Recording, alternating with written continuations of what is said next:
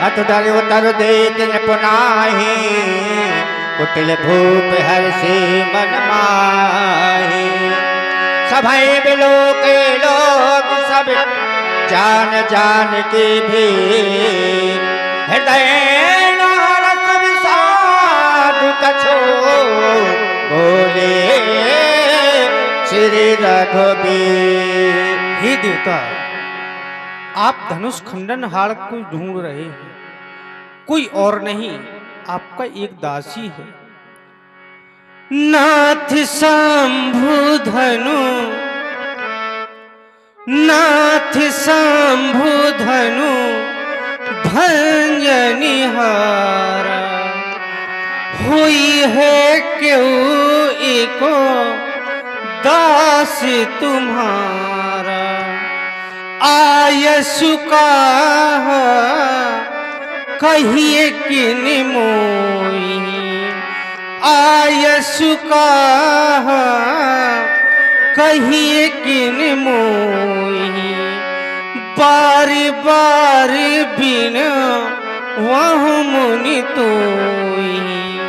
कहिए देवता, मेरे लिए क्या आज्ञा है। दशरथ नंदन राम, तुम्हारे द्वारा जिस शैली का प्रयोग किया जा रहा है वो निश्चयात्मक शैली नहीं है, अनिश्चयात्मक और भ्रमात्मक शैली है। तुम्हारे यहाँ क्या दास की यही क्रिया है, दास की यही प्रक्रिया है जो तुम मुझे बता रहे हो। तुम कह रहे हो धनुष तोड़ने वाला कोई एक दास होगा, कोई एक की परिभाषा करना बड़ा कठिन है राम। नर सहस्त्र मां सुनहु पुरारी, को एक होए धर्म व्रतधारी, धर्मशील कोटिक माह कोई एक की परिभाषा करना बड़ा कठिन है राम। सुनहु राम, राम जही शिव धन तोरा, सहस बाहु समसूर प्रमोरा। दशरथ नंदन राम, धनुष तोड़ने वाला सुन लो कान खोल करके। मेरा कार्तवीर सहस्त्राबाहु अर्जुन के समान मेरा वैरी है। जिस प्रकार से मैंने सहस्त्राबाहु अर्जुन का वध किया था, उसी प्रकार से आज उसको भी दंड दूंगा। इसलिए मेरा कहना है सो बिलगाओ, सो बिलगाओ बिहाई समाजा, न तो तुम्हारे जय है सब राजा। धनुष तोड़ने वाला या तो समाज से निकल करके मेरे सामने आ जाए, या समाज धनुष तोड़ने वाले से अलग हो जाए। कदाचित अगर ऐसा नहीं किया गया तो मारे जय हैं सब राजा। एक बात बताओ, तुमने कहा आयत का कही किन मोही, हम जो आदेश देंगे वो तुम पूरा करोगे, ऐसी बात तो है, हैं? तुमने धनुष तोड़ने वाले को देखा है? बताओ, धनुष तोड़ने वाले को देखा है?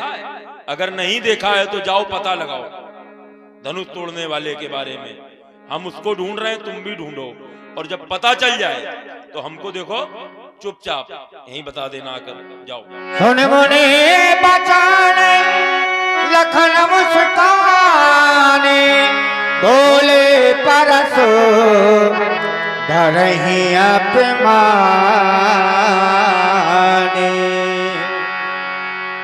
सुश्मित समाज में उपस्थित नभालों और विद्वानों, आप सभी लोगों ने भार्गव परशुराम जी की शब्दावली को सुना। मैंने भी सुना परशुराम जी की शब्दावली को, और हमारा ध्यान गया परशुराम जी के आगमन पर। परशुराम जी का जब आगमन हुआ मिथिला में, तो आचार्यों ने कहा ते ही अवसर सुन शिव धनुभंगा, आयौ भृगुकुल कमल पतंगा। भगवान परशुराम जी का आगमन सूर्य की भांति मिथिला में हुआ।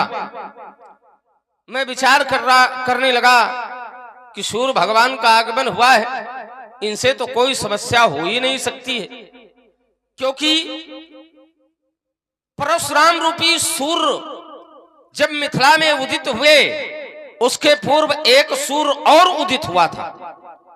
उदित उदयगिरि मंच पर अमुकई बाल पतंग। तो जब ये सूर्य उदित हुआ तो विकसे संत सरोज सब, जो संत रूपी कमल है वो खिल गए। हर से लोचन भृंग, जो नेत्र रूपी भ्रमर है वो प्रसन्न हो गए। परशुराम जी का आगमन भी सूर्य की भांति हुआ, तो मैंने विचार किया समाज में इनके द्वारा कोई समस्या नहीं हो सकती, क्योंकि यह तो सूर्य है और सूर्य का काम है संत रूपी कमल को खिलाना। मैं विचार कर रहा था, तब तक सूर्य का ताप समाज में पहुंचा। परिणाम क्या हुआ? सभय विलोके, लोग सभी भयभीत हो गए, सभी दुखित हो गए। जो संत है, जो संत रूपी सरोज है, कमल है, वह मुरझाने लगे। मैं विचार करने लगा ऐसा क्यों है? सूर्य के आगमन पर तो कमल खिला करते, फिर कमल मुरझा क्यों रहे हैं? तो उत्तर मिला सूर्य में ताप अधिक है, क्रोध है, क्रोध जुड़ा है सूर्य में। क्रोध के कारण ही यह संत रूपी कमल मुरझा रहे हैं।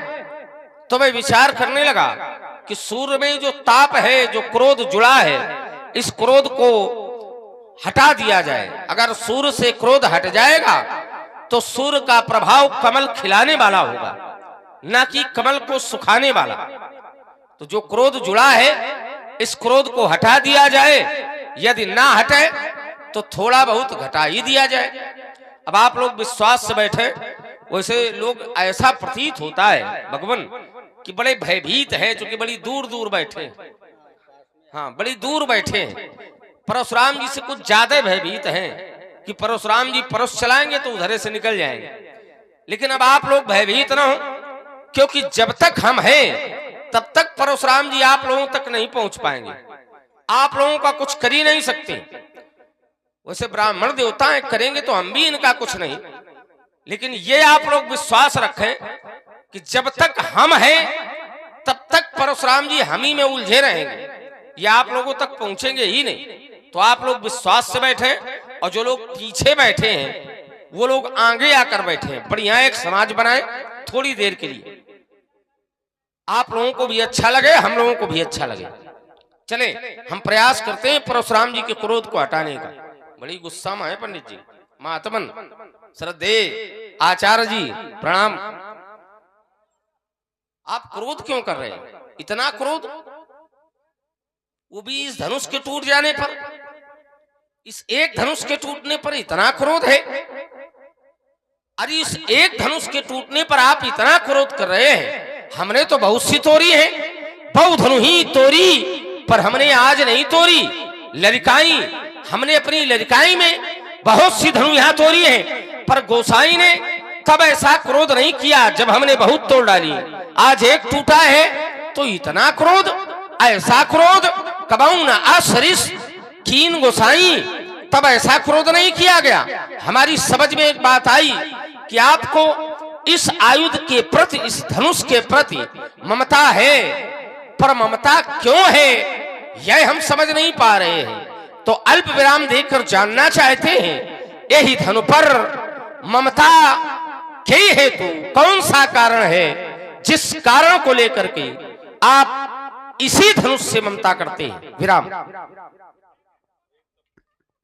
एक तपस्वी की तपश्चर्या पर तपाक से तड़ाक का तमाचा मारने का दुस्साहस करने वाले दशरथ नंदन सुमित्रा नंदन राजकुमार लक्ष्मण, प्रतीत होता है तुमने भावी भविष्य का ध्यान न रखते हुए इतना बड़ा दुस्साहस किया है, और अतीत में तुमने कल्पना भी नहीं की होगी तुम्हारे द्वारा किए हुए इस दुस्साहस का दुष्परिणाम तुम्हारे समक्ष किस रूप में प्रकट होगा।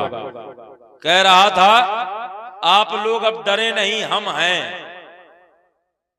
यही तो कह रहा था कि हम हैं, कुछ हो नहीं पाएगा, और अगर हम ना होते तो अब तक इनकी व्यवस्था हो गई होती।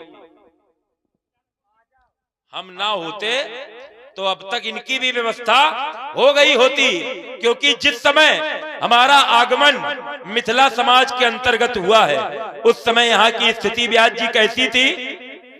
उस समय यहाँ के राजाओं के द्वारा कहा जा रहा था, ले छुड़ाए सीय कह को धरि बांधो नृप बालक दो। राजा कह रहे थे सीता को छुड़ा लो, दोनों बालकों को बांध लो।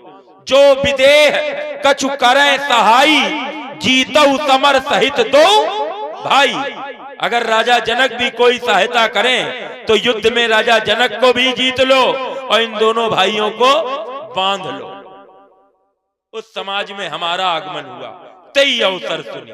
उसी समय हम जब आए तो जो राजा कह रहे थे सीता को छुड़ा लो, जो राजा कह रहे थे इनको बांध लो, वो राजा क्या करने लगे? पितु समेत कई कई निज नामा और करन लगे सब दंड प्रणामा। जो राजा कह रहे थे छुड़ा लो, जो राजा कह रहे थे बांध लो, वो राजा आकर के क्या कर रहे हैं? अपना नाम नहीं ले रहे हैं, पहले अपने पिता का नाम ले रहे हैं। क्यों? क्योंकि भले ही परशुराम जी हमें न जानते हैं तो शायद हमारे पिताजी को जानते हैं, इसलिए हमको छोड़ दें। तो हमारे आने का सीधा सीधा लाभ अगर किसी को मिला है तो इन्हीं को मिला है। क्योंकि जिस समय राजा कह रहे थे इनको बांध लो तो श्रीमान जी की स्थिति क्या थी? भूप बचन सुनी इत उत तकही और लखन राम डर बोल न सकही। राजाओं के वचन सुन करके इत उत तकही इधर उधर देख रहे हैं। क्यों? कि रास्ता जहां से मिले वहीं से निकले। और लखन राम डर, दोनों भाई इतना डरे हैं कि बोल नहीं पा रहे हैं और हमसे कह रहे हैं कि आप लोग चिंता ना करो, हम हैं। अगर हम ना होते तो तुम्हारी व्यवस्था बेटा बहुत देर पहले ही यहाँ के राजा लोग कर चुके होते। तुम्हारे द्वारा एक बिंदु रखा गया, इतना क्रोध क्यों है? क्रोध होने का कारण क्या है? क्रोध होने का कारण स्पष्ट है। मेरे गुरुदेव भगवान शंकर के पावन आयुध का खंडन करवा दिया गया है। हमारे गुरुदेव भगवान शंकर के पावन पिनाक का खंडन करवाया गया है, इसलिए हमारा क्रोध करना उचित है। तुम्हारे इष्ट की कोई वस्तु अगर कोई तोड़ दे, तुड़वा दे, तो क्या तुम क्रोध नहीं करोगे? जैसे हम क्रोध कर रहे हैं वैसे ही तुमको भी क्रोध आएगा। तुमने कहा यही धनु पर ममता के हेतु, इस धनुष पर ममता क्यों है? देखो राजकुमार लक्ष्मण, ममता के प्रकार हैं। ममता जब संसार में संसारिक लोगों से की जाती है तो वो ममता ममता कहलाती है, और जब ममता परमात्मा के प्रति की जाती है तो वो ममता ममता नहीं होती है, वो ममता श्रद्धा होती है, वो ममता उपासना होती है, वो ममता भक्ति के अर्थों में होती है। और जब परमात्मा अपने भक्त पर ममता करता है, जेहि जन पर ममता अति छोहू, जेहि करुणा कर कीन न कोहू। जब परमात्मा अपने भक्तों पर ममता करता है तो वो ममता नहीं है, वो कृपा का रूप ले लेती है। तुम कहते हो क्रोध क्यों कर रहे हो? हमारे भगवान शंकर का पावन पिनाक तोड़ा गया है, जिसकी पूजा होती रही उसका खंडन करवा दिया गया है। क्रोध करने का कारण हमारे ये है कि जिसकी पूजा होती रही उसका इतना बड़ा अपमान। देवरातो इति ख्यातो मही निमि ज्येष्ठो महीपति। देवरात नाम के राजा को ये धनुष प्रदान किया गया था। न्यासो हम तस्य भगवन हस्ते दत्तौ महात्मना। न्यास माने धरोहर के रूप में दिया गया था। तो जो वस्तु धरोहर के रूप में दी जाए उसकी रक्षा करनी चाहिए कि उसको तुड़वा देना चाहिए? तुम कहते हो ममता है, ममता नहीं है राजकुमार लक्ष्मण। हमारी अपने इष्ट के प्रति, इस धनुष के प्रति श्रद्धा है। मैं भी अपनी वाणी को यहीं अल्प विराम देता हूं। आपकी श्रद्धा को सादर प्रणाम है कि गुरुदेव के प्रति श्रद्धा है। आपकी गुरुदेव के प्रति श्रद्धा है तो गुरुदेव का थोड़ा अनुकरण करो, बहुत अच्छा लगेगा। परशुराम जी की जो शब्दावली है उस पर थोड़ा शाब्दिक सा चिंतन करते हैं, थोड़ा बौद्धिक मंथन बढ़िया सा और थोड़ी थोड़ी बातों में। परशुराम जी ने कहा कि धरोहर के रूप में ये धनुष दिया गया था, राजा जनक ने तुड़वा दिया। देखिए, जिस पवित्र ग्रंथ आचार्य प्रवर वाल्मीकि जी उनके द्वारा रचित रामायण का जो सूत्र आपने प्रस्तुत किया है कि धरोहर के रूप में दिया गया था, और जहां पर आप ये सूत्र पढ़ रहे हैं, इसी के 5 पृष्ठ जब आप आगे जाएंगे तो वहां पर लिखा गया, धनु रुद्रस सन क्रुद्धो विदेहेषु महायसा राजर्षे देवरातस् ददो हस्ते ससायकम। वहां ना न्यास का नाम आया, ना धरोहर का नाम आया, किसी का नाम नहीं आया। अगर नाम आया तो नाम आया धनु रुद्र सन क्रुद्धो। भगवान शंकर ने क्रोधित होकर के यह धनुष सायक के साथ में महाराज देवरात को दे दिया। अब महाराज देवरात को ही क्यों दिया? क्या और महात्मा नहीं थे और राजा नहीं थे? बड़े बड़े राजा थे, श्रेष्ठ संत थे, श्रेष्ठ देवता थे, किसी को नहीं दिया गया? देवरात को ही क्यों दिया गया?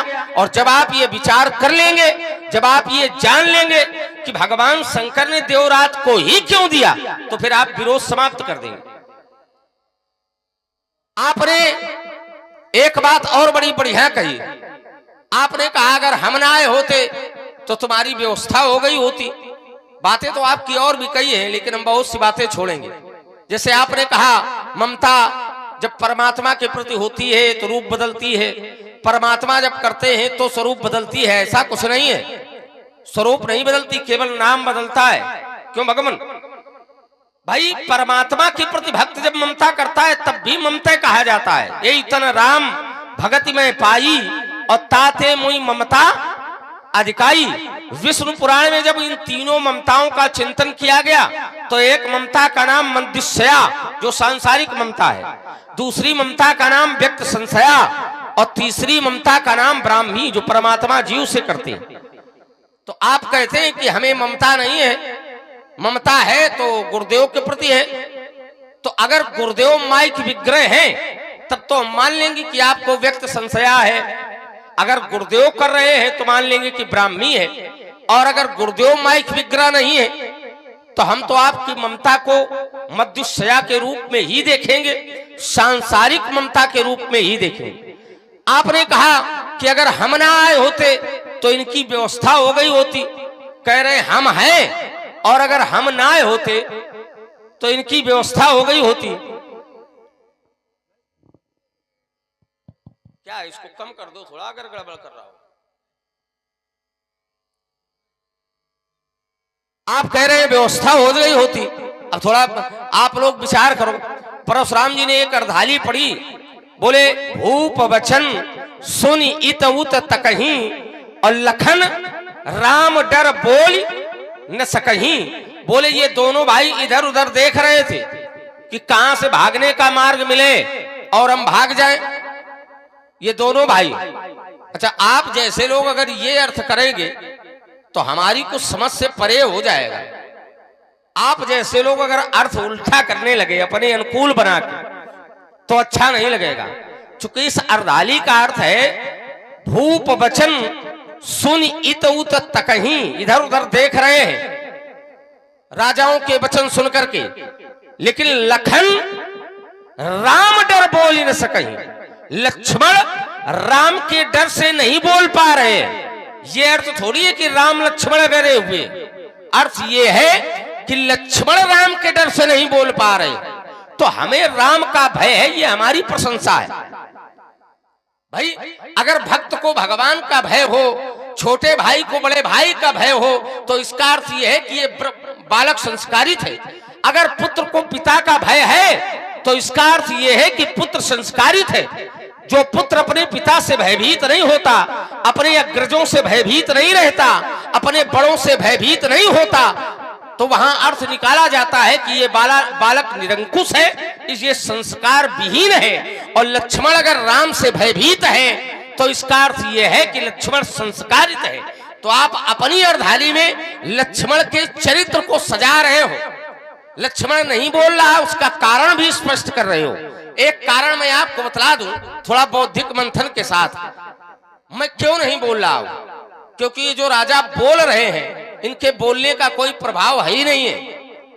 जिस समय धनुष तोड़ने वाला मंच पर पहुंचा तो नृपन केरी आशा निशिनासी और बचन किरण अवली न प्रकाशी। तो इनके वचनों की जो कांति है वो समाप्त हो चुकी है। जो राजा ये कह रहे हैं कि लेओ छड़ाए सी कह को धरी बांधो न बालक दो, उन राजाओं के वचनों की कांति समाप्त हो चुकी है। तो जब जिनके वचनों की कांति समाप्त हो गई है उनके वचनों को हम क्या सुने। एक बात आपने हमारे ऊपर आरोप लगाया, बोले तपस्वी की तपस्या पर तबाक से तमाचा जलने वाले राजकुमार। अच्छा, आपकी तपस्या बहुत अच्छी है।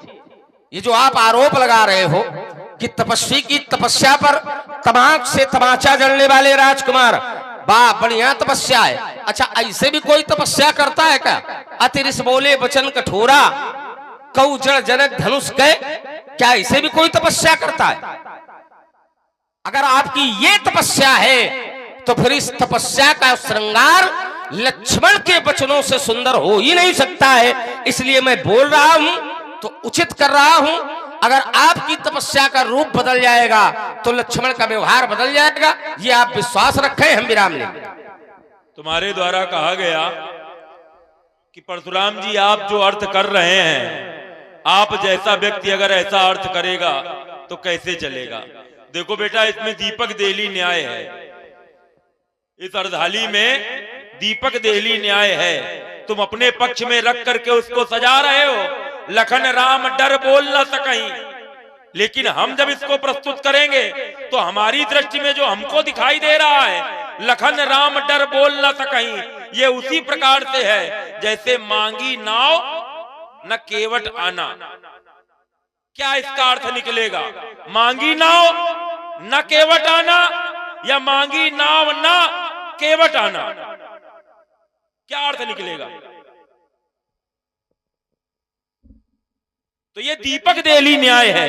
ये दोनों पक्ष में जाकर के बात अपनी अपनी जगह सही लग रही है। तुम अपनी तरफ से लगा रहे हो, तुम्हारी तरफ से लग रही होगी, लेकिन हमको तो सामने जो दिख रहा है स्पष्ट दिख रहा है। तुम कह रहे हो राजाओं के जो बोलने का प्रभाव है वो कांतिहीन है, कोई प्रभाव नहीं है। अगर कोई प्रभाव नहीं है तो मिथिला समाज की महिलाएं उनको गाली दे रही हैं। अगर कोई प्रभाव नहीं है तो इन समाज की महिलाओं को बोलने की ब्याज जी क्या हो सकता थी। जहां तहां दे महीपन गारी। विचार कीजिए, पुरुषों की समाज में अगर महिलाएं बोल रही हो तो उस समाज के पुरुषों की स्थिति क्या होगी। कोई अपनी ओर से मैं नहीं जोड़ रहा हूं, बौद्धिक व्यायाम करो, बौद्धिक चिंतन करो। पुरुषों की समाज यहां है और यहां कोई बात हो जाए, विवाद हो जाए और महिलाएं बोलने लगे तो क्या स्थिति होगी इस समाज की। यही स्थिति होगी कि पुरुषों का नियंत्रण नहीं है इन पुरुषों पर। न राजा जनक का नियंत्रण, न धनुष तोड़ने वाले का नियंत्रण, न श्रीमान जी का नियंत्रण। नियंत्रण कौन कर रही है, नियंत्रित कौन कर रही है? ये महिलाएं कर रही हैं। यहाँ की विदुषी महिलाएं, गार्गी जैसी, अपाला जैसी, मैत्रेयी जैसी, ये महिलाएं इस समाज को नियंत्रित कर रही हैं। और तुम कह रहे हो कि इनकी बातों का कोई प्रभाव नहीं पड़ा। अगर प्रभाव नहीं पड़ा तो महिलाओं को बोलने की आवश्यकता क्यों पड़ी? जहां तहां दे महीपन गारी, यह स्थिति क्यों उत्पन्न हुई? स्पष्ट होता है कि तुम्हारे ऊपर प्रभाव नहीं पड़ा, तुम्हारे ऊपर प्रभाव नहीं पड़ा। अगर पड़ा होता तो तुम कुछ उत्तर देते। ऐसे तो तुम बड़ा भय मान रहे हो अपने भाई का। कह रहे हो हम पुत्र अगर पिता का भय मान रहा है तो ये संस्कार है। छोटा भाई बड़े भाई का भय मान रहा है तो ये संस्कार है। हमको संस्कार का पाठ सिखा रहे हो और तुम क्या कर रहे थे? राजा जनक से जो तुमने वार्ता प्रयोग की, क्या वो संस्कारित वार्ता थी?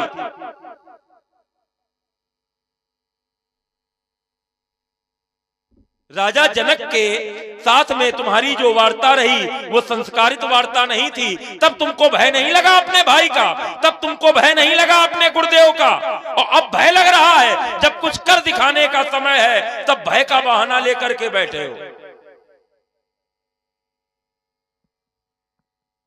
जब कुछ करने का समय आया तब तुमने भय का आवरण ओढ़ लिया, जब कुछ करने का समय नहीं था तब तुम भय मुक्त होकर के बोल रहे थे। क्या कह रहे थे? माखे लखन कुटिल भई बहुए और रदपुट फरकत नयन रिसौहे, कई न सकत रघुवीर डर लगे बचन जनुबाण। डर देखो था, कई न सकत रघुवीर डर लगे बचन जनुबाण।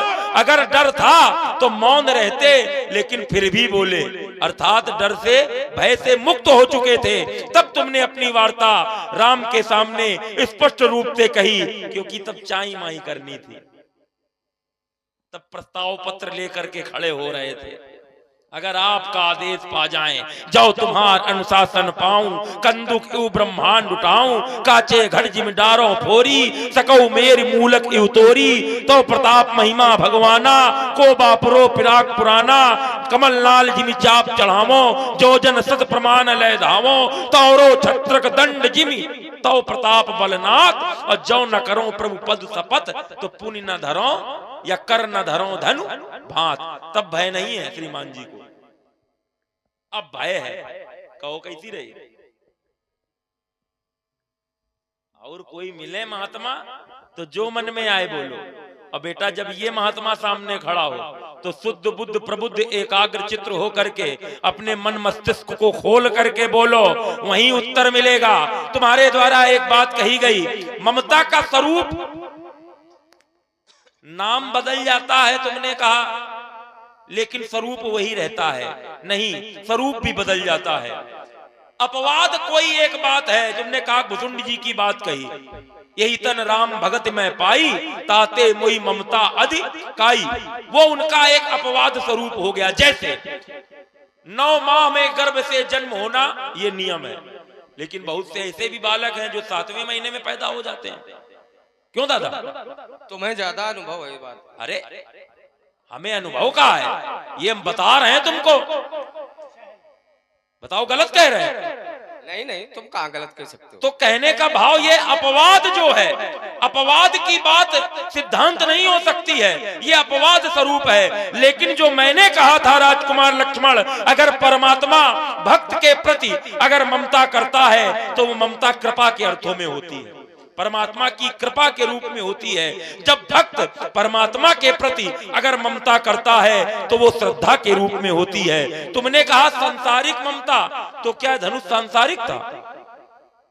अगर सांसारिक ममता है हमारे मन में, हमारे अंदर, तो ये धनुष सांसारिक तो था नहीं, ये तो गुरुदेव भगवान शंकर का धनुष था। तो हमारी संसार के प्रति ममता नहीं है, हमारी अपने गुरु के प्रति श्रद्धा है, गुरु आयुध के प्रति श्रद्धा है। इसलिए हमने विरोध किया। धनुष तोड़ने वाले का विरोध कर रहे हैं, क्योंकि धनुष तोड़ने वाले ने शत्रुता का कार्य किया है धनुष के साथ। धनुष तोड़ने वाला जब धनुष तोड़ने के लिए चला तो कैसे चला?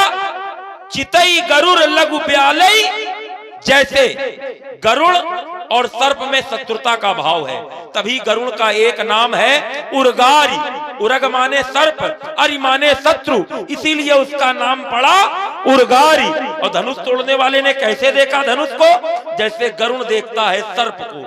अगर उसकी दृष्टि में धनुष शत्रु भाव में है तो हमारी दृष्टि में धनुष तोड़ने वाला शत्रु भाव में है। तुमको क्या समस्या है इसमें? हमें समस्या ये है कि आप ज्यादा बोल रहे हो। ज्यादा बोल एक बात का उत्तर इतना लंबा करके नहीं दिया जाता है। एक छोटी सी अर्धाली हमने पढ़ी और उसका उत्तर देने के लिए आपको 6 चौपाइयां पढ़नी पड़ी। अरे आप जैसे लोग बुद्धि का प्रयोग करो और थोड़े में उत्तर करो, अच्छा लगेगा, बिल्कुल सीधा सीधा। बेटा ज्यादा बोल रहे इसीलिए तुम्हारे गुरुजी पैर छुआने लाए थे। ज्यादा बोल रहे थे तब नहीं लाए थे, और जब कम बोल रहे थे, देखो तब कम ही बोल रहे थे। न तो किसी राजा को तुमने आशीर्वाद दिया, न तो जनक को आशीर्वाद दिया, केवल सीता को आशीर्वाद दिया। उतने बोले केवल, और जब उतने बोले तो हमारे गुरुदेव ने सोचा कम बोल रहे हैं, लाओ चले मिलने चल के। वो मिलाने आए हो, जब तुम ज्यादा बोलने लगे तो हम भी बोलने लगे। तुम अगर बोलना बंद कर दो तो हम बोलना बंद कर देंगे। चलिए, ये तो विनोद की बातें हुआ करती हैं। अब आपने जो चिंतन दिए बहुत थोड़े शब्दों में उनका उत्तर भी ले लो। आपने कहा कि ये ममता ये सिद्धांत नहीं है, ये अपवाद स्वरूप है। और जो आपने उदाहरण दिया है इस पर हम कुछ कह नहीं सकते, क्योंकि हमें अनुभव नहीं है इस बात का, तो हम इस पर कुछ कह नहीं सकते। आपको अनुभव है तो आप खुद कहिए। जो आपका उदाहरण है बहुत अच्छा है ना। मैं इंद्राचल में, हमें लगता है यही हो रहा है आजकल, है? या तो प्रतीक्षा में आओ या तो आगे चल के प्रतीक्षा करो। चलिए, आप कह रहे हैं ये अपवाद स्वरूप है। अगर इसको अपवाद मानोगे तो जो भगवान कह रहे हैं उसे क्या मानोगे? भगवान कहते हैं निंदा स्तुति उभय सम और ममता मम पदकंज ते सज्जन ते।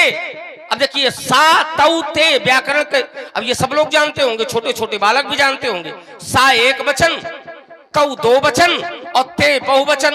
और जब बहु संख्यक हो जाता है तो फिर वो सिद्धांत होता है, वो अपवाद नहीं होता है।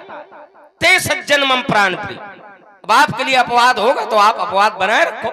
अब आपने कहा कि ये सांसारिक नहीं है, भगवान शंकर का है। अगर भगवान शंकर का है, भगवान शंकर का नाम जुड़ा है, लेकिन ये सांसारिक है, ये मत कहिए कि सांसारिक नहीं। अगर सांसारिक ना होता तो ये संसार में ना होता।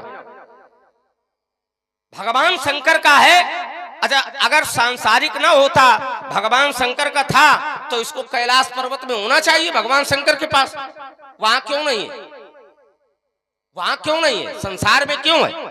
संसार में अगर परमात्मा भी आता है तो वो भी सांसारिक बन के रहता है, उसको भी संसार की नियमावली में जीना पड़ता है। वो भी प्रातः काल उठता है और नाम ही माता पिता गुरु को प्रणाम करता है। आयस मांगी करई पुर ताजा। परमात्मा भी आता है तो उसे पिता से आदेश लेकर काम करना होता है। संसार में जो होता है उसे संसार की नियमावली से चलना पड़ता है। आप कह रहे हो ये सांसारिक नहीं है, हमारे दृष्टिकोण में ये भी सांसारिक है, हम भी सांसारिक हैं, आप भी सांसारिक हैं। संसार से कोई पृथक नहीं है। आपकी कुछ और बातें हैं, एक दो बातें आपकी और बड़ी बढ़िया आई हैं। आपने जैसे, हम देखिए फिर थोड़े शब्दों में उत्तर देंगे। आपने एक बात कही, आपने कहा कि अगर उनके वचनों का प्रभाव नहीं था दुष्ट राजाओं के, तो ये जो नारियां हैं मिथिला की, ये फिर गालियां क्यों दे रही थी? खर भर देख विकल्प नारी। चौपाई आप है पढ़,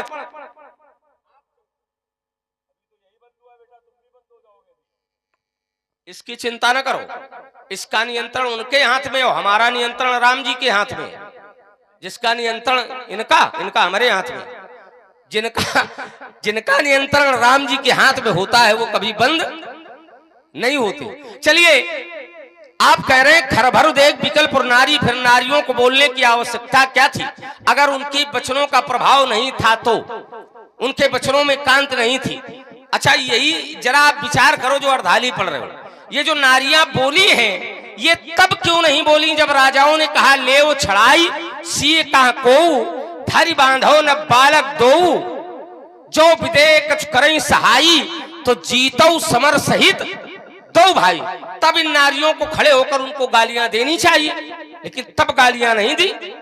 जब खरभर होने लगा, खरभर माने शोरगुल, हल्ला मचने लगा, उन राजाओं की वचनों की कांति नहीं पहुंची है, शोर पहुंचा है, हल्ला पहुंचा है नारियों तक, तब उन्होंने गालियां दी हैं। खरभर जब दुष्ट राजा और साधु राजा एक दूसरे को उत्तर देने लगे, साधु भूप बोले सुनवानी राज समाजे इलाज जानी, जब एक दूसरे को उत्तर प्रत्युत्तर करने लगे, जब तीव्र स्वर में उत्तर प्रत्युत्तर करने लगे, तब मिथिला के नारियों ने शोर सुना और शोर को सुनकर उन्होंने गालियां देना प्रारंभ किया है। खरभर देख विकल्प नारी और सम्मिल दे मही पंगारी। अगर उन राजाओं की आवाज को सुनकर, उन राजाओं के वचनों को सुनकर उनको बोलना होता तो वो पहले बोलती। उनके वचनों की कांति का कोई प्रभाव नहीं है, कोई प्रभाव नहीं है। एक बात और तुम्हें अच्छी सी बता दें, देखो उन दुष्ट राजाओं ने हल्ला मचाया, वो नारियां मतलब उस समय बरमाला में सम्मिलित हो रही थी, बरमाला की प्रक्रिया चल रही थी, और उसी समय शोरगुल होने लगा। तो जब वरमाला में सम्मिलित होने वाली नारियों ने शोरगुल सुना तो वो सब राजाओं को गालियां देने लगी। और तुम तो विवाह में बाधक बन रहे हो। राजाओं के ऊपर सनक गई थी ये नारियां तो गालियां दे रही थी, और अगर तुम्हारे ऊपर इनकी दृष्टि खराब हो गई तो पता नहीं कहाँ व्यवहार करें। इसलिए थोड़ा सावधान रहना, इनसे थोड़ा सावधान रहना। अच्छा, एक बात आपने कही, आपने कहा ये जो न्याय है दीपक देली न्याय है ना, तुम अपने अनुसार बना लो, हम अपने अनुसार बना ले। अच्छा, हम तो अपने अनुसार बनाए हैं, लखन राम डर बोल ही न सकहीं। और सिद्धांत सब लोग जानते हैं कि लक्ष्मण अगर डरता है तो राम से डरता है। क्यों, आप लोग बताओ, डरता है कि नहीं डरता? ये कह रहे हैं परशुराम जी, कह रहे राम का डर नहीं था तुमको, और जैसे ही इन्होंने दोहा पढ़ा कहीं न सकत रघुबीर डर, बोले डर तो था।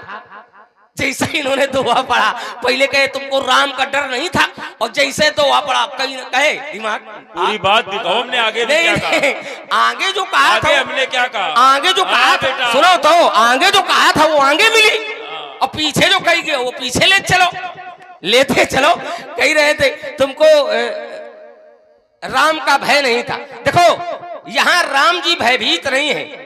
तुम अपना कोई भी न्याय लगा लो, परशुराम का न्याय कुछ भी कहे, लेकिन राम जी भयभीत नहीं है, क्योंकि एक सिद्धांत है, राम जी इन राजाओं से, दुष्टों से भयभीत नहीं हो सकते हैं, क्योंकि जाके भय डर कहूं डर लागा, उनके भय से डर को भी डर लगता है। अब वो अगर भयभीत होते तो आगे वाली जानत हुई हम पड़ी बेना, वो दुष्टों से भयभीत नहीं होते हैं, ये ध्यान रखो। तो राम भयभीत है, ये सिद्धांत ढूंढ के ला ही नहीं सकते, कहीं से नहीं ला सकते, कहीं से नहीं ला सकते। लक्ष्मण भयभीत है, ये मैं स्वीकार कर रहा हूं, और राम का भय है लक्ष्मण को, और लक्ष्मण राम का भय मान रहा है। इसमें लक्ष्मण की श्रेष्ठता है, निम्नता नहीं है। अब आपने कहा कि तुमको भय नहीं था, अब क्या कह रहे हो कि आगे हमने क्या कहा? कहीं न सकत रघुबीर डर, लगे बचन जनुबान, और नाई राम पद बोले भय था तो तुम्हें बोलना नहीं चाहिए, बैठे रहना चाहिए चुप्पे। भय था, भय के कारण हम बोल नहीं पा रहे थे, लेकिन जिसका शीश राम के चरणों में झुक जाता है वो संसार से निर्भीक हो जाता है। तो लक्ष्मण का शीश जो ही राम जी के चरणों में झुका, नाई राम पद कमल सिर, जो ही राम जी के चरणों में झुका, लक्ष्मण भयमुक्त हो गया और बोले गिरा प्रमाण। तो लक्ष्मण बोले गिरा प्रमाण। अच्छा, एक बात हमें समझ में नहीं आती, हम ज्यादा कुछ कहेंगे नहीं, एक बात हमें समझ में नहीं आती, जरा इधर समझना, ये तो बनता रहेगा, इसको केवल लगा दो, थोड़ा समझ लो। परशुराम जी को ये बाली पता है, जो तुम्हारा आयुष अनुशासन पावो, कंदू क्यों ब्रह्मांड उठाओ, कांचे घट जिम डारो फोरी, सकौ मेरु मूलक जिम, ये सब पता है। और बात में जो भाई वही नहीं पता है, उठाऊ अमुक भल जाऊ भव चापा, मेटऊ तात जनक परितापा, तेई छन अमुक मत,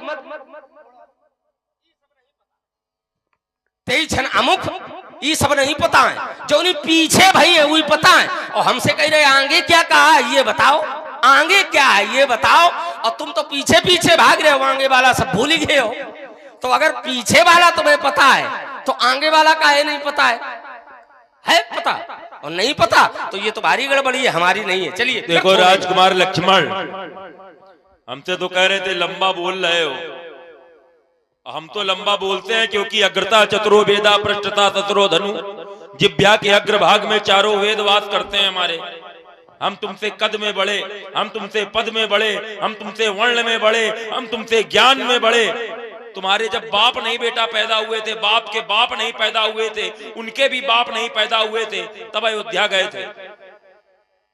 उस समय भी एक दशरथ हुआ करता था, लेकिन हमारे आने का भय इतना व्याप्त हो गया कि वो नारियों के बीच में जाकर के छुप गया।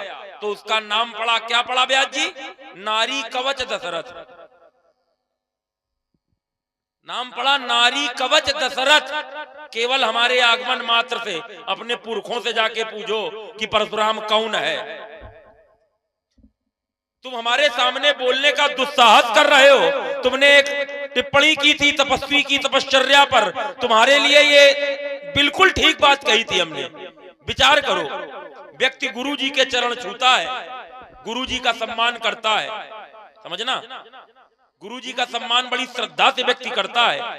अब गुरुजी अगर किसी के चरण आपसे छुआ रहे हैं, गुरुजी ले जा करके अगर चरण छुआ रहे हैं, तो वो व्यक्ति आपकी दृष्टि में कितना महान होना चाहिए। उसकी किसी बात के ऊपर टीका टिप्पणी करने का अधिकार है आपको।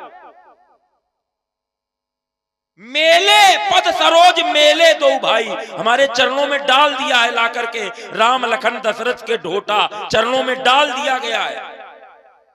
तो मेरे चरणों में पड़े थे बेटा, आशीर्वाद हमसे लिया है और हमसे आशीर्वाद लेकर के हम ही को आंखें दिखा रहे हो। इसीलिए फिर छतरी को हम छोड़ते नहीं है, फिर व्यवस्था करते हैं। 21 बार की थी ऐसे, तुम्हारे जैसे जब फिर बाचाल आ जाते हैं, हम ही से लेके गए हो और हम ही से आंखें दिखा रहे हो। अब बताओ, कह रहा धल लो, अब कह रहा धल लो। जब दे दिया है, जो दिया दिया तो दिया दिया, अब क्या वापस लेना। कह रहा था इनकी व्यवस्था हम करेंगे, हमारी व्यवस्था ये करेंगे। इसको ये भी नहीं पता है शास्त्र क्या कहता है, शस्त्री मर्मी प्रभु सट धनी वैद बंद कभी भानस गुनी नवई विरोधे नहीं कल्याणा। 9 लोगों से विरोध नहीं करना चाहिए। इसके हाथ में देखो कुछ नहीं है, हमारे हाथ में शस्त्र है कि नहीं है। बच्चा है, बच्चों को बच्चों की तरह हम लगते हैं, समझ रहे हो ना। हमारे पास शस्त्र है, इसको शास्त्र का ज्ञान नहीं है। अगर ज्ञान होता तो ये हमसे विरोध की भाषा ना बोलता, विरोध की चर्चा ना करता। तुमने एक बात कही, तुमने कहा था कि ये मिथिला की नारियां पहले क्यों नहीं बोली। जब ले छुड़ाए सिंह का को कहा जा रहा था, इसलिए नहीं बोली। सोच रही थी कि ये बैठे हैं चरण चाप ब्रह्मंड, शायद कुछ करें। जब कुछ न कर पाए, आदेश तो ऐसे दे रहे थे, जिस कुंजरऊ कमटई कोला धरऊ धर्म धरनी न डोला राम चाही। आदेश तो ऐसा देते चले जा रहे हो जैसे सब इन्हीं के आदेश पे काम कर रहे हैं। और जहां बोलने का समय आया तो इत कहीं, जब महिलाओं को लगा कि इनके बस का है नहीं, तब बिचारी वो बोलना चालू करने लगी। तब उन्होंने बोला, तब राज समाज ही लाज लजानी, तब लज्जा इन राजाओं को, तब इन राजाओं को बोलना पड़ा। जैसे तुम्हारे पुरखा चुप गए रहे स्त्रियों के बीच में, वैसे ये राजा भी स्त्रियों के पीछे आड़ में बोल रहे थे। स्थितियां तो वही थी। धन्यवाद दो पंडित जी के चरण छुओ, पंडित जी आ गए तो बचे हो, सुरक्षित हो। जो मारने को कह रहे थे वो पैरों में गिर पड़े। ये केवल बेटा पंडित जी का ही प्रभाव है, नहीं व्यवस्था तुम्हारी तगड़ी थी, दोनों भाइयों की तगड़ी थी। थोड़ी थोड़ी बात करें, बड़ा आनंद आ रहा है। हाँ, आएगा तो आएगा थोड़ा। देखो जो आप पढ़ रहे हो ये मेल नहीं खा रहा है, चूंकि लखन राम डर बोल ही न सकहीं। आओ नीचे चलिए, का आओ चले। तुम चाहे जहां चलो, तुम्हारे लिए तो बेटा पर्याप्त है। चाहे इधर चलो, चाहे उधर निकल चलो, जा रहा चलो। अगर इन्हें छना लगी रहा हो तो उधर चलो, क्या। हाँ, ये भी सही है। तो तुम नीचे उतर जाओ, मैंने बने रही बाचाल कहीं के। अब तुम्हारा नहीं बन रहा, हमारा तो बन रहा। और वैसे भी ये हमारा स्थान है, तुम्हारे वाले की व्यवस्था नहीं है, तो बताओ हम क्या करें। बेटा संपूर्ण पृथ्वी हमारा तुम्हें तो धन्यवाद देना चाहिए कि हम तुम्हें रोके हैं अपनी जगह में, और तुमका तो उधर कहूँ वो चाहिए। हाँ चलो, बने रहो, कौन बात। कौन वाले ऊंचे वाले में नहीं, ये तो बहुत है ऊंचे वाले। चलो परशुराम जी, अब आप जो चिंतन दे रही है मेल नहीं खा रहा है कि जब इन्होंने जान लिया राज समाज लाज लजानी, तो ये साध भूप बोले सुनवानी, ये पहले है कि लखन राम डर बोल न सकें, ये पहले। आगे का पीछे, पीछे का आगे ना करो, ठीक है। ये साधु भूप पहले बोले है ना, वो बात की बात है। और रही बात मिथिला की नारियों की, तो हमने कहा था वचन नखत अबली न प्रकाशी। तो इनके अगर वचनों का प्रकाश था, तो इनके वचनों का प्रकाश मिथिला की नारियों तक पहले पहुंचना चाहिए। क्यों नहीं पहुंचा, बात इतनी है ना। नारियों तक क्यों नहीं पहुंचा, इस बात पर आप चिंतन कर लें। अच्छा, थोड़ी सी बात एक और है। आपने कहा कि हम तुमको तो हमारा धन्यवाद देना चाहिए, तुम्हें हमारा उपकार मानना चाहिए। गुरुदेव जिसके चरण में तुम्हें डालें, छुआवें, क्या उससे बोलना चाहिए? बोले हम बड़े, हम तुमसे कद में बड़े, हम तुमसे पद, हाँ बड़े हो, कद में तो बड़े ही हो, तो दिखाई पड़ रहे हो, वो कोनो बड़ी बात नहीं है। अच्छा हिंद तो लही रहे हो, होम वाला सब लिए जा रहे हो, दूसरे के भाग्य कल लई के आते हो, यहाँ उड़ा, तो ये सब अच्छी बात नहीं है। देखो एक बात बताएं, कद में भी आप बड़े हो, पद में भी आप बड़े हो, कद में बड़े, पद में बड़े, लेकिन आपने कहा हम ज्ञान में बड़े, ज्ञान में भी बड़े हो, सब में बड़े हो, लेकिन एक चीज में आप हमसे छोटे हो। चूंकि आपने कहा हम ज्ञान में बड़े हैं, तो आप अगर ज्ञान में बड़े हो तो मैं हूं भक्त, मैं भक्ति में बड़ा हूं, और भक्ति सदैव श्रेष्ठ है, ज्ञान से भक्ति सदैव श्रेष्ठ है, तो यहां पर मैं बड़ा हूं। अच्छा चलो, अगर बड़े हो, कद में बड़े हो, पद में बड़े हो, तो एक मतलब का ज्यादा बोलोगे, ज्यादा बोलने का अधिकार बड़ेपन से थोड़ी मिलता है। अगर उचित बात है तो छोटा भी अधिक बोल सकता है, और अगर बात अनुचित है तो बड़े को भी शांत रहना पड़ता है। आप कह रहे हैं कि गुरुदेव ने जिसको चरणों में डाला हो उसका क्या ये व्यवहार होना चाहिए? आशीर्वाद दे दिया, आशीर्वाद दे दिया तो हमारे सामने बोलने लगे, ताल ठोकने लगे। अरे गुरुदेव ने हमें आपके चरणों में डाला, हमने आपको प्रणाम किया, तो उस समय आपका व्यवहार दूसरा था। कोई बालक अगर अपने से बड़े व्यक्ति को किसी को प्रणाम करता है, अब जरा सामाजिकता में इसे समझ लें, कोई भी बड़ा व्यक्ति है, श्रेष्ठ व्यक्ति है, कोई श्रेष्ठ व्यक्ति आया, किसी बालक ने, छोटे ने उसे प्रणाम किया, बड़े के नाते, है ना, अग्रज है, श्रेष्ठ है, ज्येष्ठ है, इस नाते आपने उन्हें प्रणाम किया। और प्रणाम करने के बाद अगर बड़ों का व्यवहार बदल गया तो आप क्या करोगे? क्या सोचोगे कि हमारे पिताजी हैं, इनके भी पांव छुए, इनका हम विरोध नहीं करेंगे? अरे सिद्धांत तो ये होना चाहिए कि जिनकी आप पूजा करते हो, अगर वो अनुचित मार्ग पर जाएं तो उनका भी विरोध होना चाहिए। ये दंड विधान का नियम है। तो आपको जब हमने प्रणाम किया तब आप आशीर्वाद दे रहे थे, और जब हमने आपका विरोध किया तब आप क्रोध कर रहे थे। न तुम्हारे जय सब राजा, तब आप मारने की घोषणा कर रहे थे, और जब प्रणाम किया तब आप आशीर्वाद दे रहे थे। तो यदि आपका व्यवहार बदला है तो हमारा व्यवहार बदला है, आपका व्यवहार न बदलता तो हमारा व्यवहार न बदलता। आपने कहा हमारे मुख में वेद है, पीठ पर तरकस है, पीठ में शस्त्र है। ये जो बात कह रहे हो ना,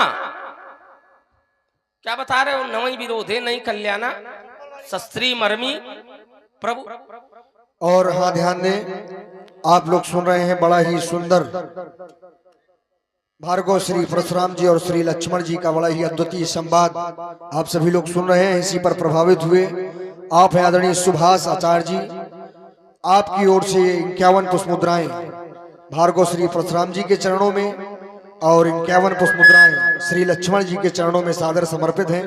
बहुत बहुत साधुवाद, बहुत बहुत धन्यवाद। देखिए, जिसकी बात आप कर रहे हो वो मरने से नहीं डर रहा है, वो मरने से नहीं डर रहा है। उसको डर है किस बात का है? वो कहता है उतर देत मुई बधब अभागे, और अगर मरना ही है तो कस न मरो रघुपति सर लागे। तो तुम्हारे शस्त्र से नहीं डर रहा है, तुम्हारे शस्त्र से जो उसकी गति होगी उससे डर रहा है।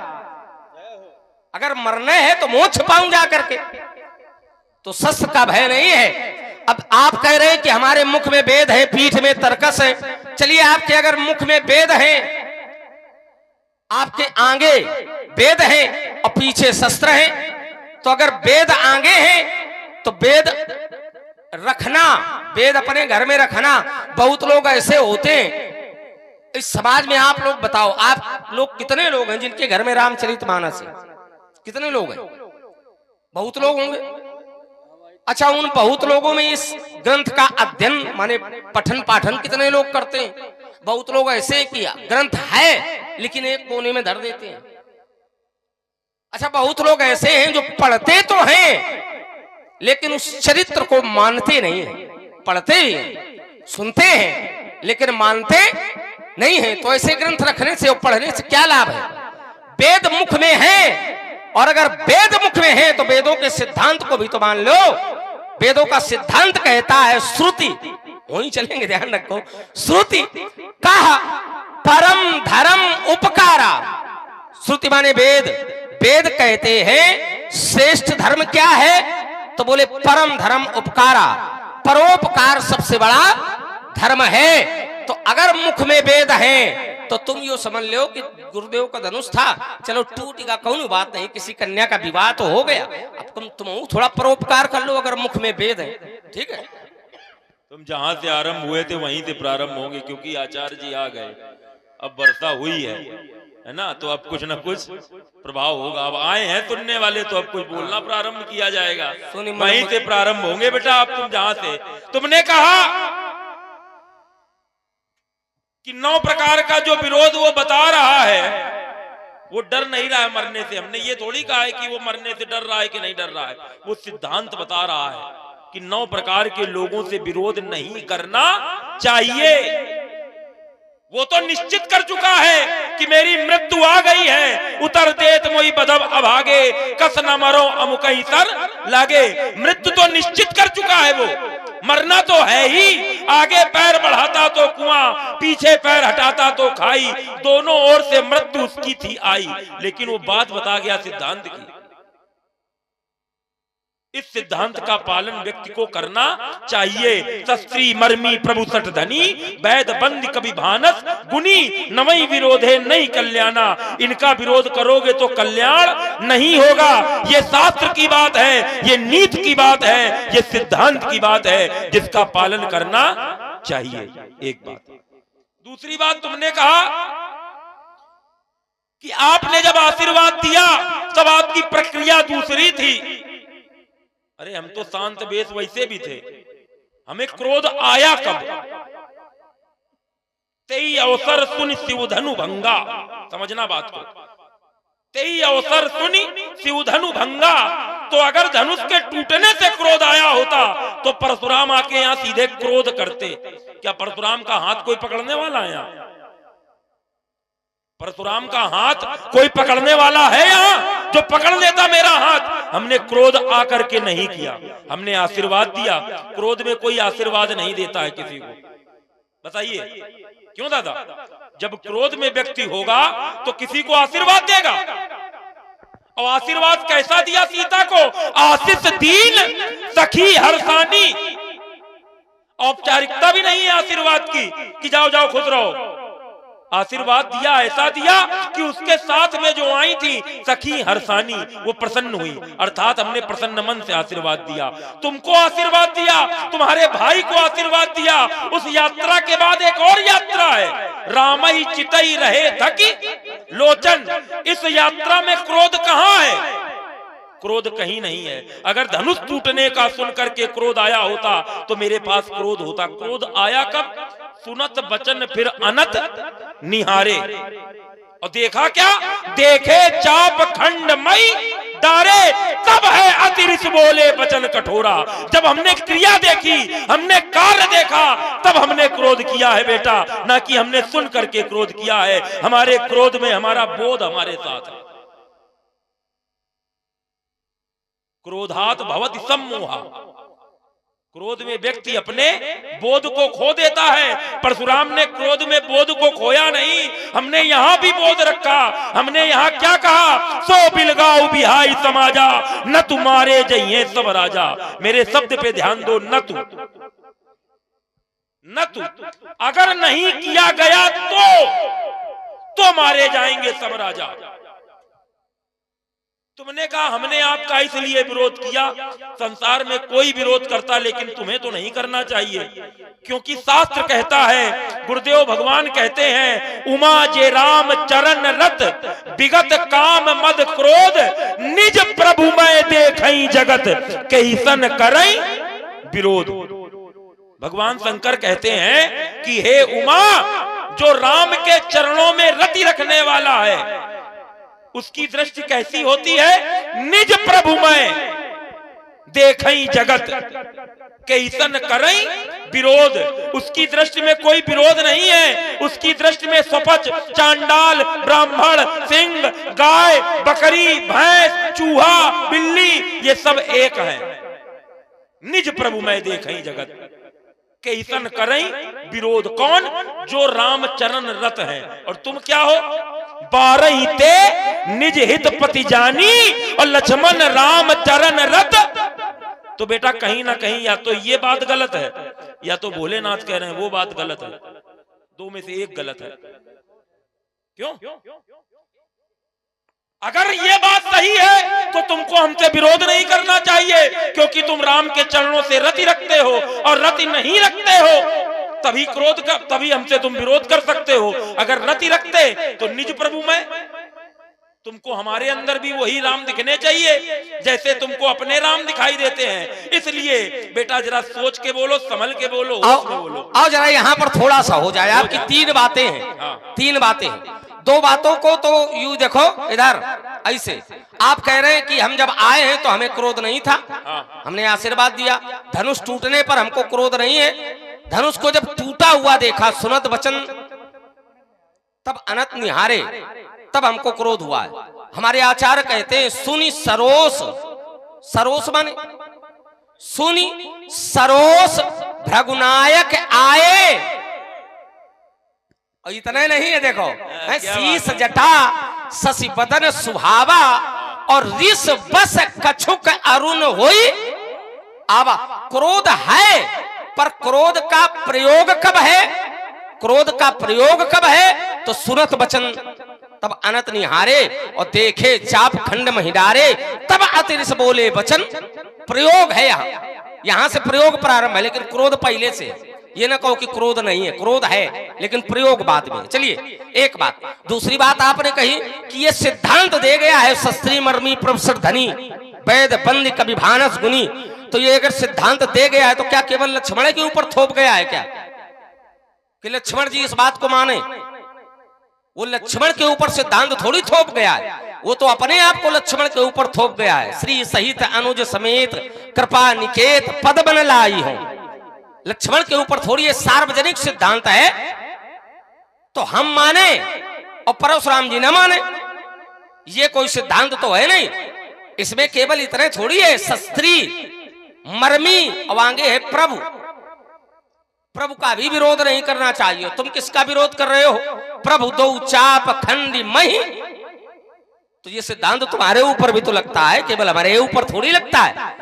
अब आपने जो एक बात कही, बोले उमाज राम चरण रत विगत काम मद क्रोध निज प्रभु में देखई जगत, तो कैसन करई विरोध। फिर उन्हें विरोध नहीं करना चाहिए। बोले इसमें फिर एक बात सही है, या तो भगवान शंकर की बात सही है या फिर तुम्हारा व्यवहार सही है।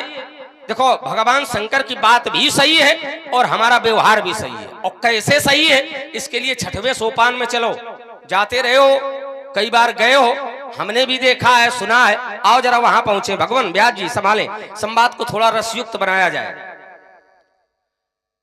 बोले जब ते ही कीन है राम के निंदा। रामचरण रत है, विरोध नहीं है, लेकिन जब ते ही कीन है राम के निंदा, तो क्रोधवंत तब भयउ कपिंदा। हरिहर निंदा सुन ही जो काना, तो होई पाप को घात समाना। तो दो भुज दंड तब की महिमारी। दोनों भुजदंड कब मारे गए? तो बोले जब राम की निंदा की गई। चलो ये हमारे घर की बात हो गई, तुम अपने घर में देख लो, अपने घर में देखो। सती जाई देखे तब जागा, और कतहु न दीख शंभु कर भागा। तब चित चढ़े वो जो शंकर कहे वो, पति अपमान समुझी उर दहेऊ।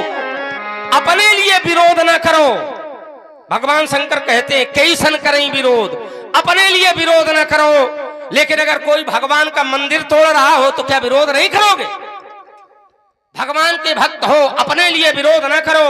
अगर कोई गौ हत्या कर रहा हो तो क्या विरोध नहीं करोगे? कोई अगर किसी ब्राह्मण की हत्या कर रहा हो तो क्या विरोध नहीं करोगे? कोई अगर किसी कन्या के विवाह में उत्पात मचा रहा हो तो क्या विरोध नहीं करोगे?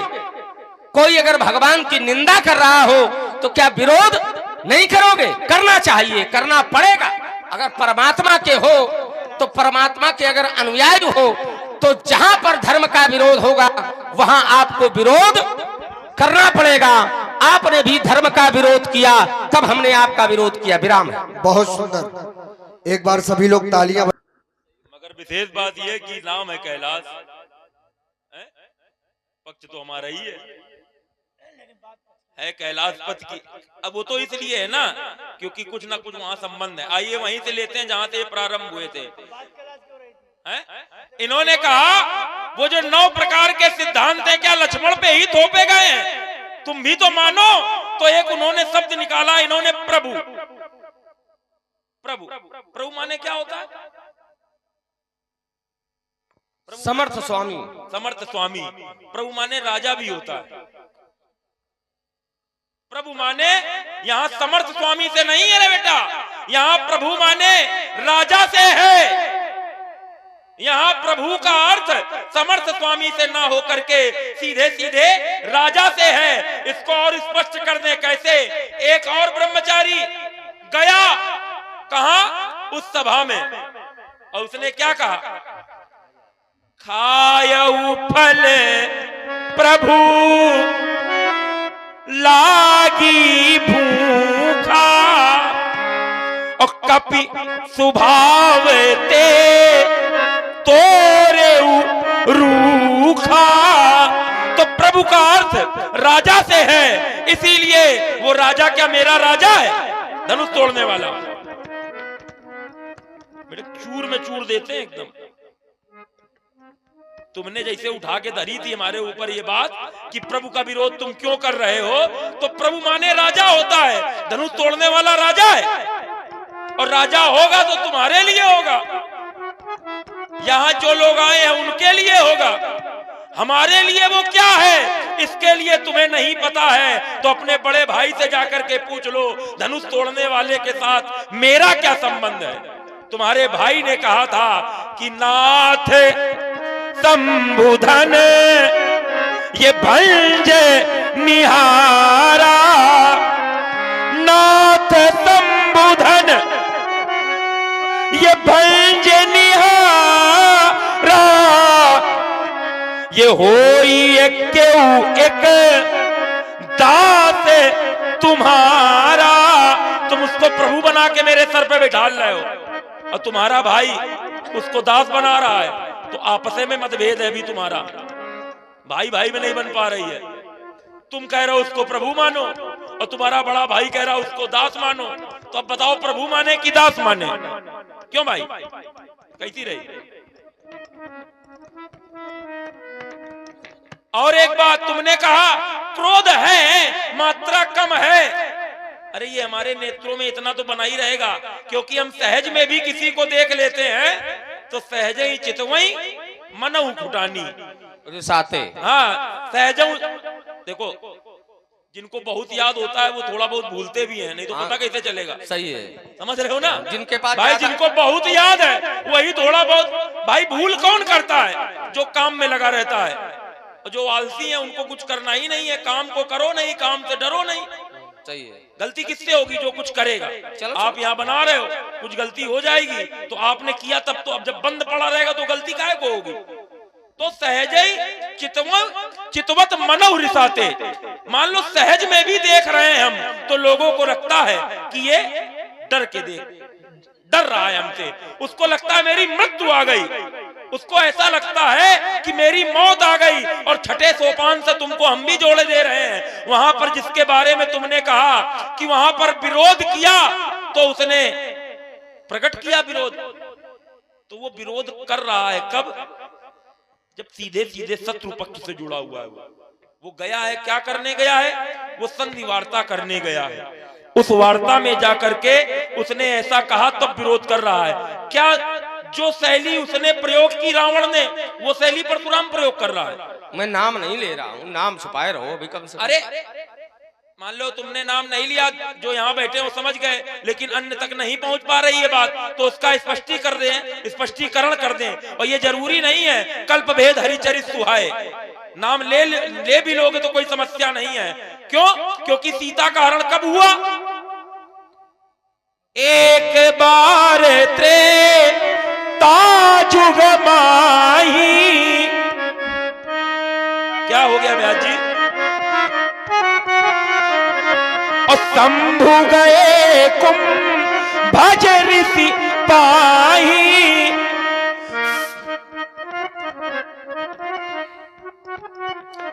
संग सती जग जननी भवानी, पूजे ऋषि अखिलेश्वर जानी। कब सती मैया खत्म हुई थी? कब सती मैया के बाद पार्वती आई। सती जो जदी दक्ष मख देहा, जन्मी जाए हिमांचल गेहा। उसके न जाने कितने दिनों के बाद ये जनक को जानकी प्राप्त हुई है। लेकिन सीता का हरण कब हो गया था? कब राम ढूंढ रहे थे? तो ये चक्कर में मत पड़ो कि नाम ना खोलो, नाम खोल दो, उसमें कोई समस्या नहीं है, लेकिन दृश्य का परिवर्तन होना चाहिए। क्योंकि कल्प भेद हरिचरित सुहाए और भांति अनेक मुनीसन गाए। आप अपनी बात कह सकते हैं, मैं अपनी वाणी को विराम दे रहा हूं। तो विकल्प भेद के आधार पर वो आओबाली पड़ी लो, जय रघुवंश मनज बन भानु, वाहे का छोड़ो का है? नहीं, वो नहीं पढ़ेंगे। क्या नहीं पढ़ोगे? कल्प भेद में वो आओ पढ़ी लो, इसलिए नहीं भाई पढ़ेंगे। कल्प भेद। अब रुक जाओ, हाँ। रुक जाओ, बड़ी गंभीरता से हम सुनते हैं, इतना चिल्लाते हो फिर भी हम सुनते हैं, उल्टा सीधा बोलते हो फिर भी हम सुनते हैं। ये तो कहोगे ही, अब गुस्सा और तो कुछ है नहीं, यही कहोगे। और तो सब कुछ है, और तो फिर लाओ, और तो सब कुछ है। आओ उत्तर लाओ, फिर सब कुछ हमने एक थोड़ी सी बात कही, उसमें तुमने 6-7 चौपाई सुना दी।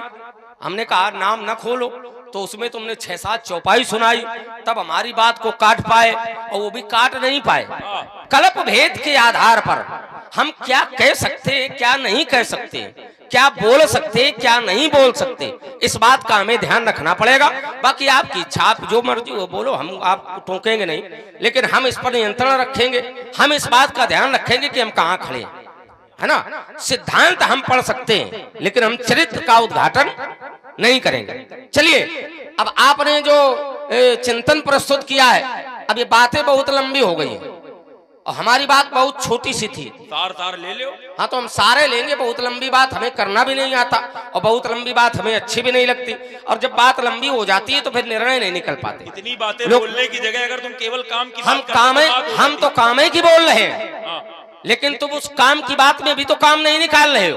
अच्छा बोलो। बात यह है, देखो, आपने कहा कि वहां पर क्या व्यवहार हुआ, वहां पर जो व्यवहार हुआ वो व्यवहार आप बता दो।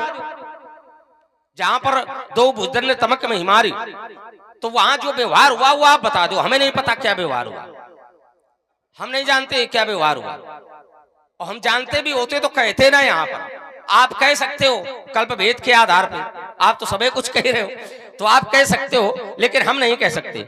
आपकी बहुत अधिक बात नहीं, केवल एक छोटी सी बात हम लेंगे। आपने कहा कि हमको क्रोध था, हम तो क्रोध, हमारे नेत्रों में क्रोध बना रहता है, लेकिन क्रोध का प्रयोग, हमने कहा था क्रोध का प्रयोग, क्रोध था लेकिन क्रोध का प्रयोग आपने बाद में किया, तो आपने उस बात को स्वीकार कर लिया। अब जब आपने स्वीकार कर लिया तो हमारी और आपकी बात का जो विरोध था वो यही समाप्त हो जाता है। हमारी और आपकी बात का विरोध समाप्त हो गया, क्योंकि हमारी बात थी, आपने प्रयोग बाद में किया है, लेकिन क्रोध था और आपने उसे स्वीकार कर लिया। एक बात तुमने बड़े विनोद में कही कि जिसको ज्यादा याद होगा वो भूलेगा भी, जिसके पास ज्यादा होगा वो भूलेगा भी।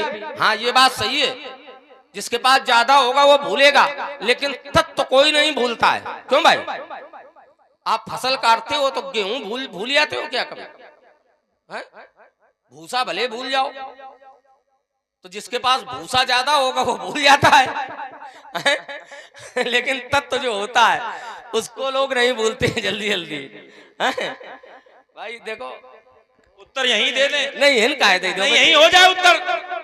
वहीं उत्तर हो जाए। चलो अच्छा बोल जिनके पास कम जमीन होती है वो गेहूं नहीं भूलते हैं, और जिनको पता नहीं हमारी जमीन कहाँ कहाँ है वो तो तुम गेहूं बता रहे हो, जमीन तक भूल जाते हैं।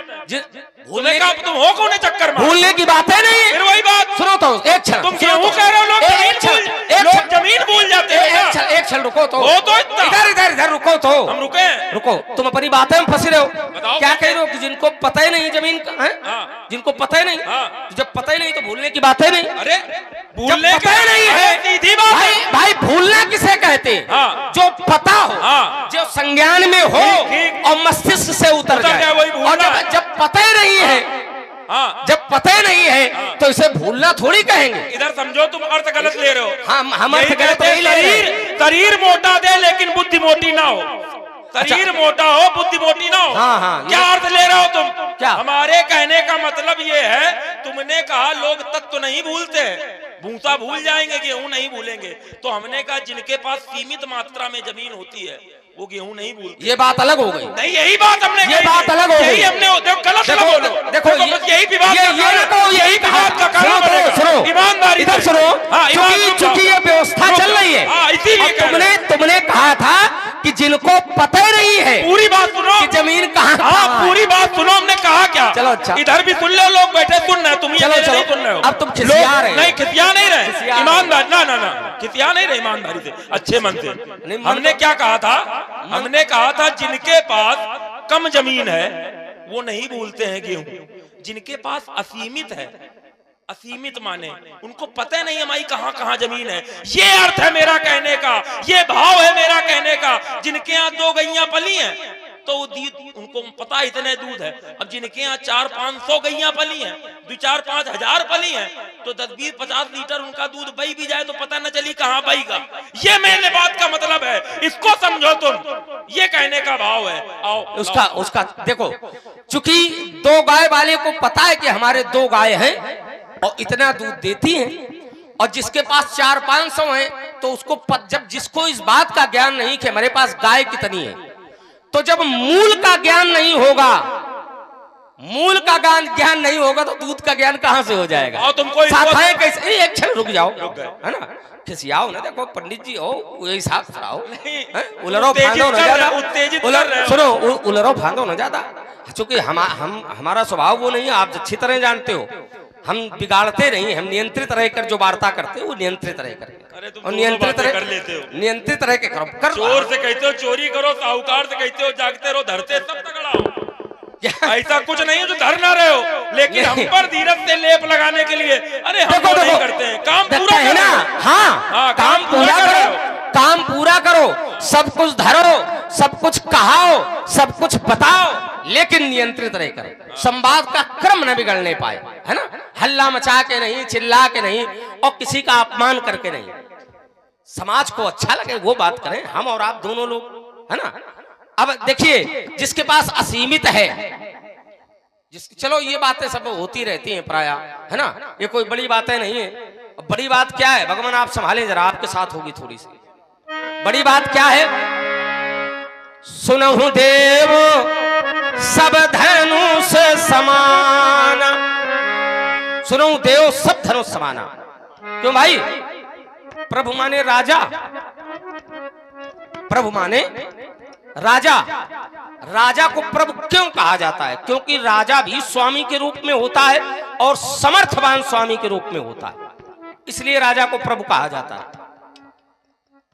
जो समर्थवान होगा, स्वामी होगा, उसे प्रभु कहा जाता है। और इसका अर्थ यही निकलेगा हर एक स्थान पर जहां भी आप पढ़ोगे। हाँ, कुछ स्थान ऐसे हैं, कुछ स्थान ऐसे हैं जहां प्रभु का स्वरूप बदल जाएगा, प्रभु का अर्थ बदल जाएगा। अगर सांसारिक सत्ता में प्रयोग करोगे तो सांसारिक सत्ता में चाहे वो राजा हो, चाहे कोई बलवान व्यक्ति हो, अगर कोई बलवान राजा नहीं है, बलवान व्यक्ति है, समर्थवान है और हमारा स्वामी है, तो उसे भी प्रभु कहा जाएगा।